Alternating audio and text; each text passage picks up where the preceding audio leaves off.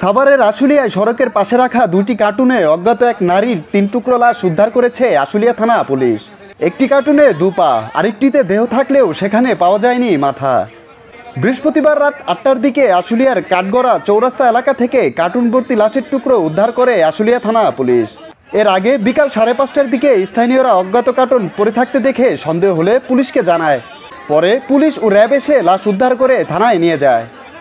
এ বিষয়ে আশুলিয়া থানার ভারপ্রাপ্ত কর্মকর্তা আবু বক্কর সিদ্দিক বলেন, সন্ধ্যায় স্থানীয়দের সংবাদের ভিত্তিতে ঘটনাস্থল থেকে খণ্ডিত মরদেহটি উদ্ধার করা হয়েছে। তবে মরদেহের মাথা পাওয়া যায়নি। প্রযুক্তির সহায়তায় মরদেহের পরিচয় শনাক্তের চেষ্টা চলছে বলে জানান তিনি।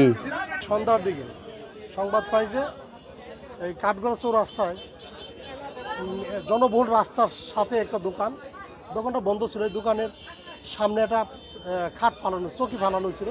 এই চৌকির মধ্যে একটা কার্টুন রেখে কেবা কারা চলে গেছে। তো কিছু লোকজন এসে কার্টুনটা খুলে দেখে মানুষের পা দেখা যাচ্ছে।